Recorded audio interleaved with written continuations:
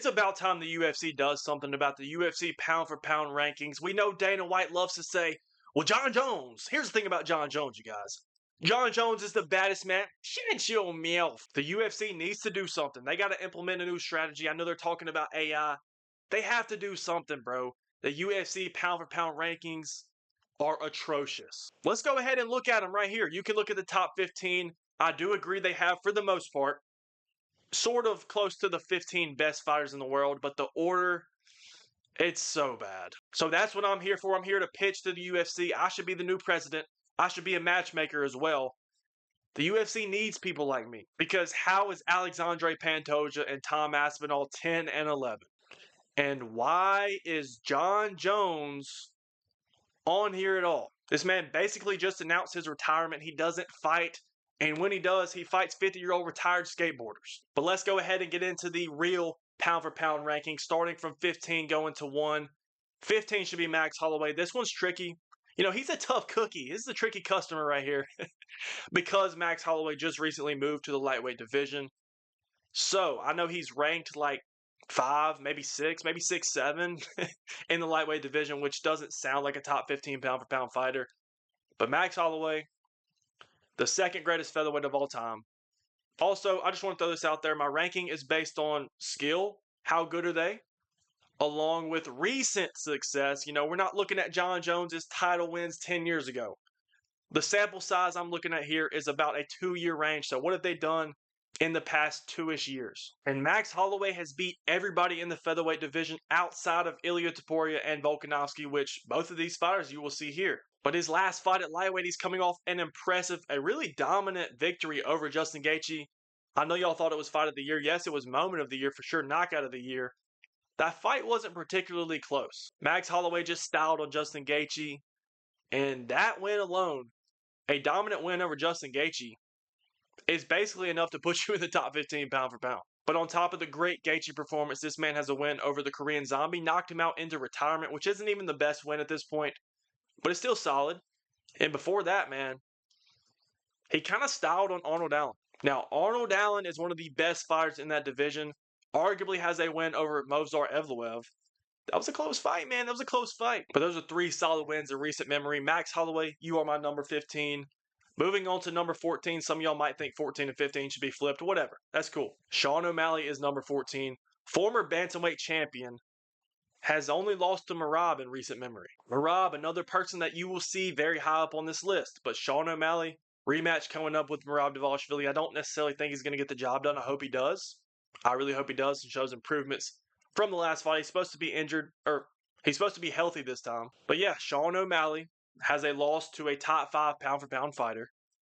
And before that, he styled. This man dominated Chito Vera, which, you know, shouldn't have even been in the fight in the first place. That fight should have never been booked, but he did. He did it. He did exactly what he was supposed to do. Won all 5 rounds, maybe won 4, but either way, Shawn O'Malley styled on Chito Vera. Before that, this man knocked out Aljamain Sterling, who was a bantamweight champion with 3 title defenses. And if you know anything about bantamweight lore, man, 3 title defenses in the bantamweight division, that's like 5. That's a lot. That is a lot for the bantamweight division. And Shawn O'Malley went out there and knocked him out. And then before that, I know it was a very arguable, very questionable decision. I personally think O'Malley won the fight, but he beat Petr Yan by decision. Whether you think O'Malley won, whether you think Yan won, he's got the victory. He's got the victory. And those are 2 of the best bantamweights in the world. Shawn O'Malley is one of the best strikers in the UFC right now. He's got underrated grappling. He's only lost to Morab Dvalishvili. And nobody can beat Morab Dvalishvili right now. So nothing to hang your head about there. You're still a top 15 fighter in the UFC, in my eyes. Let's keep it rolling on to 13. Charles do Bronx Oliveira. Charles Oliveira only has 2 losses in recent memory. I know that he's in place, or put in place to fight at UFC 317. Doesn't necessarily deserve it in my eyes, but this man has 2 losses in recent memory. And that is Islam Makhachev, the pound-for-pound number 1. Spoiler alert. No surprise there. Shouldn't be any surprise there. And Arman Serukian, who is the 2nd best lightweight in the world. I think Arman Serukian is one of the best non-champions in the UFC. But Charles Oliveira went out there, fought Arman Serukian to a very competitive fight. I do think Arman Serukian won. But it was competitive. Charles Oliveira had him in trouble. He had him in 2 deep submission attempts, but ultimately lost the fight. But again, before the Islam fight, he has not lost since 2017. And I know the Michael Chandler win in his most recent performance is not the most, it hasn't aged beautifully, but it was very dominant. This man went out there, controlled Michael Chandler. Outside of the last 2 or 3 minutes when he kind of got rocked, he dominated Michael Chandler. But yes, even though it wasn't the best win, Charles Oliveira is still 100% a top 15 fighter in the UFC. If you don't agree, then I guess you're a Charles hater. This man's one of the most dangerous fighters in the sport. Yes, he's getting older maybe, but he's still got it. He still beats almost every lightweight on the planet. But let's move on to number 12. We just mentioned him. Arman Serukian is not even in the top 15 pound for pound. He used to be until he got on the UFC's bad side, apparently, which I get it. He pulled out of UFC 311, basically tried to ruin the whole event, pulled out the night before he was scheduled to fight Islam Makhachev, really screwed his opportunity, squandered his opportunity to fight for the title. It sounds like the UFC don't want to give this man a title shot ever again, which is unfortunate because Arman Serukian is the best lightweight outside of Islam, but Islam's also moving up to welterweight. Arman Serukian should be fighting for the title. I get that he ruined the event, but come on, bro. Arman Serukian is the most skilled lightweight. He's the best lightweight outside of Islam. Dana White and the UFC have to put the biases to the side. I get that you love Jon Jones. I get that you hate some fighters as well. Don't affect the rankings based on how much you like or hate somebody. Arman Serukian really has an argument to be the best non-champion in the UFC. But I think Arman Serukian beats Charles Oliveira in a rematch, which he's already beat him the first time. I think he also beats Ilia Tapora. I think the only fighter that beats him at lightweight, which again, this fighter is no longer at lightweight, but is Islam Makhachev. And I know he has a loss to Mateusz Gamrot back in the day, cousin Gamrot. But we're looking at a 2-year sample size, like I said. We're not looking at stuff back in the past. Arman Serukian has a win over Charles Oliveira in his most recent fight, along with a first-round KO over Prime Beneil Dariush. Okay, definitely not Prime, but people forget, man, Beneil Dariush, man. He's a tough out. But anyway, enough Arman Serukian glaze. I think he's the best lightweight on the planet outside of Islam, who's not a lightweight anymore. Let's keep it rolling, though. Alex Pereira at number 11. Also has the argument for best non-champion since he did just lose his title in a competitive fight, a boring fight, but yeah, we got the poster. We got the poster right here. That was the first live event I went to, UFC 313. The card was phenomenal. Main event was kind of eh. But either way, Alex Pereira was in the fight. This was not a one-sided beatdown at all. There was no beatdown being had at all. But Alex Pereira was definitely in the fight. This man, look at what he's done recently. Besides the close decision with Ankalaev, he has a finish over Khalil Roundtree, first-round finish over Jamal Hill, 2 finishes over Yuri Prohaska, and if you want to look at the Jan Blachowicz fight too, I think that was about 2 years ago. Split decision, very close fight, but that's a good win. But these are all phenomenal wins in the light heavyweight division. Alex Pereira has the argument for best striker in the UFC. The power's insane. Nobody wants to stand with this man. Even if you can't take him down, you see Magomed Ankalaev, which I get he did not do this the whole fight. That's not what I'm saying. I'm not here trying to cope. But Magomed Ankalaev had to mix in some grappling. He still shot like 10 takedowns. But yes, Alex Pereira still very dangerous, still one of the best fighters in the world, whether he has gold or not. Let's keep it moving to number 10.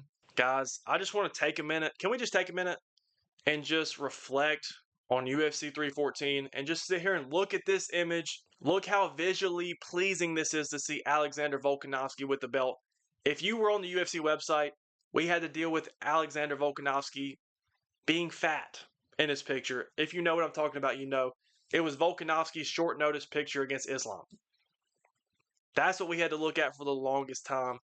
We finally have a better visual, the best visual of Volkanovski with the belt. All right, that's enough Volk glaze for now. But this one's interesting because Volkanovski is 2-3 in his last 5 fights, which does not sound good at all, right? But this man reclaimed the title, and his losses are to 2 fighters who you will see later in the video, which are Ilia Tapora and Islam Makhachev. And again, very sad losses. Volkanovski got finished outside of the Islam Volk fight, the first one. Super competitive fight, my favorite fight of all time. But Volkanovski came off that loss, bounced back, beat up Yair Rodriguez, got the finish. And then recently, he beat Diego Lopez by decision. which there is a reason I do not have Volkanovski higher. I have him at number 10, and the reason is because, yes, he beat Diego Lopez. Yes, he looked pretty good, but he's not the same Volkanovski. You can tell he's older. The age is getting to him. The chin is still questionable. He's not the same Volkanovski we saw 2 years ago. And I hate hearing those words come out of my mouth, but that's the truth. Now, I do think Volkanovski is very much capable of racking up a couple more title defenses. I don't think we're going to see another Volkanovski title run or title reign like we did in the past. And maybe I'm pointing out the obvious since he's about to be 37, but he just doesn't have – he has it. He just doesn't have it to the same level as he did 2 years ago. So that's why I have Volkanovski all the way at 10. But let's keep moving on. Number 9, the newly crowned welterweight champion, Jack Della Maddalena. JDM is undefeated in the UFC. Just put on a great performance against Belal Muhammad. The fight of the year so far. But JDM really showcased he's been working. This man's been working with Craig Jones, training the specifics.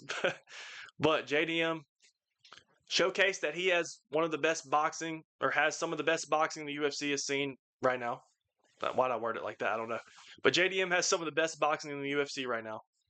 Also, his ability to scramble, get back up to his feet, get out of bad positions is phenomenal. And Jack Della Maddalena is only 28 years old. This man is just now entering his prime.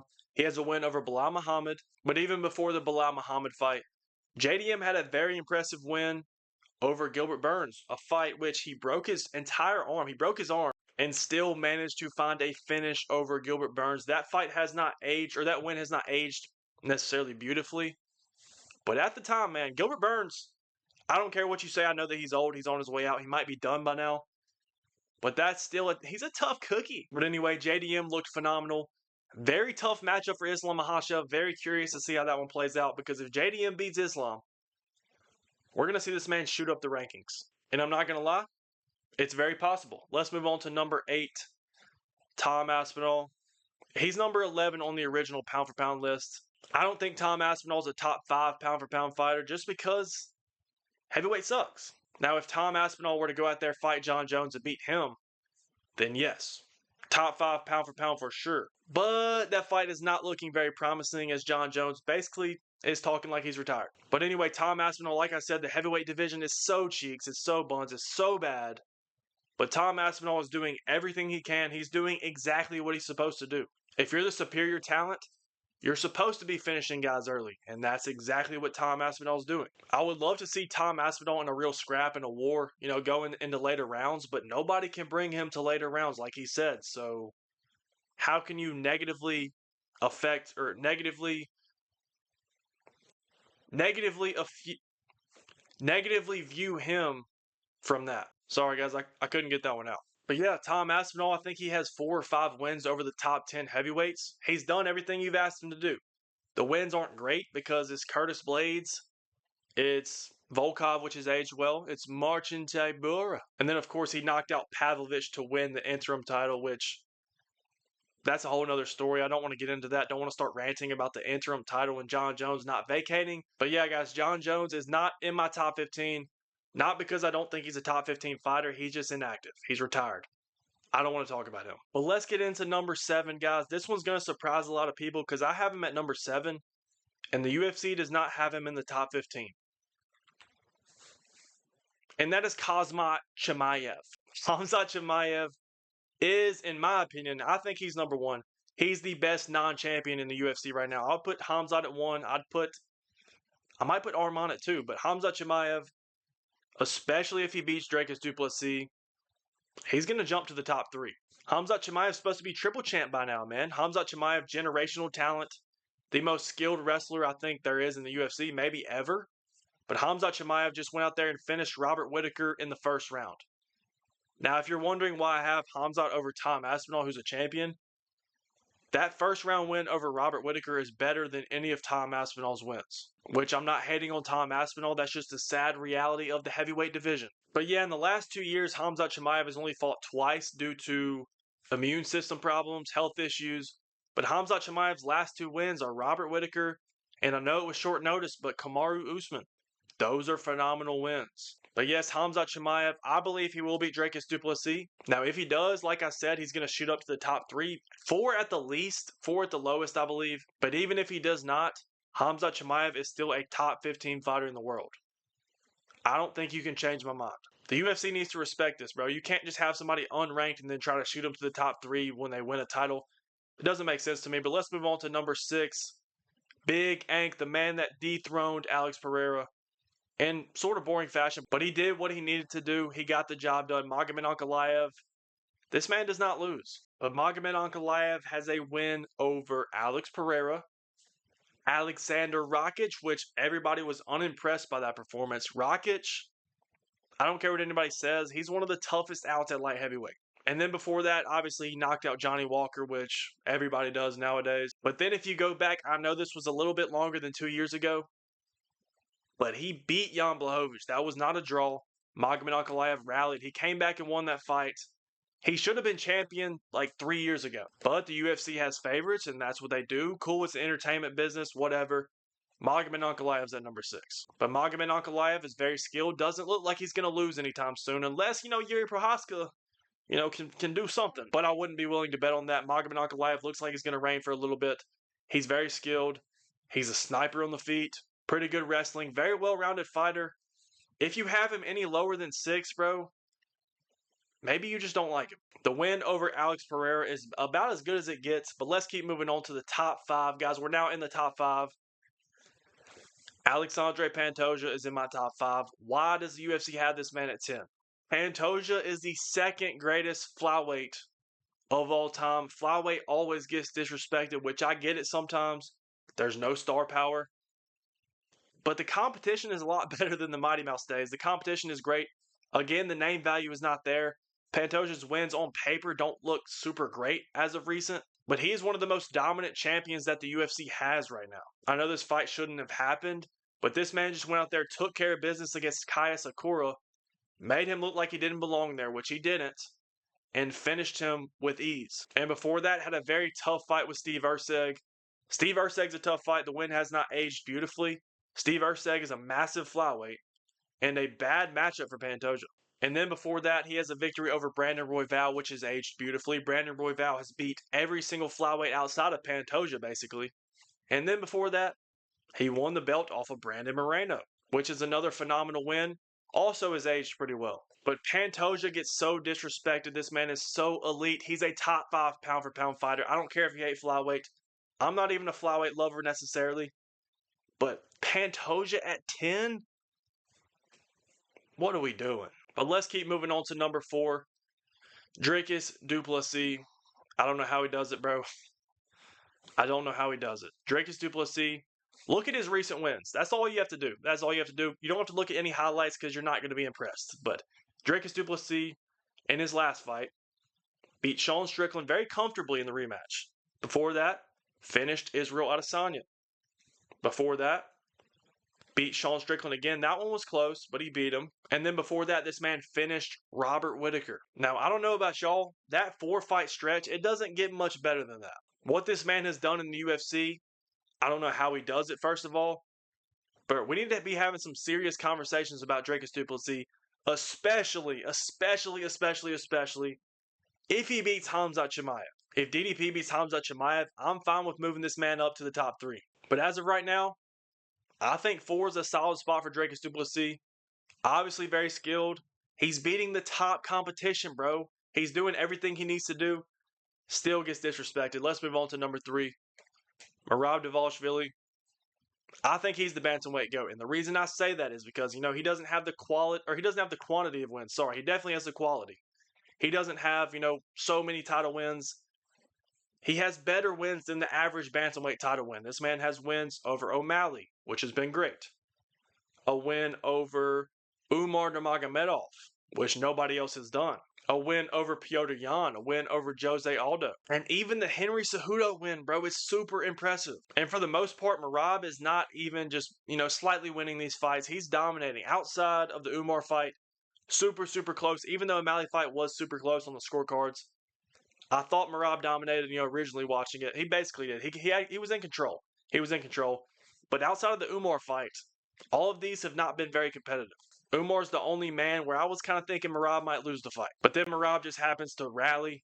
You know, round 5 Morab looks like round 1 anybody else. But Morab Dvalishvili, the wins at bantamweight are so insanely impressive. Especially if he beats O'Malley again, which some people don't think O'Malley deserves it. That's fine if you think that. You cannot lie. That's another impressive win. If he beats O'Malley twice, come on. But yeah, I think Morab Dvalishvili should be number 3. He should be top 3, 4 at the absolute lowest. If you want to put Dragus above him, that's fine. But number 2, Ilia Tapora. Okay, scratch that. I take that back. Khamzat Chimaev being the best non-champion. Because technically, Ilia Tapora is not a champion right now. So I guess Ilia is the best non-champion. But Ilia Tapora is going to be fighting at UFC 317 versus Charles do Bronx Oliveira. 2 top 15 pound-for-pound fighters. This is a legacy fight, bro. This is a career-defining moment for both guys. And if Ilia goes out there dominates Charles, there's an argument for him at 1. There really is. You know what? I'll say this. If Ilia Tapora goes out there and submits Charles Oliveira, I'm fine with putting him at 1. He would technically be a double champ. I know the UFC doesn't allow that anymore, I guess.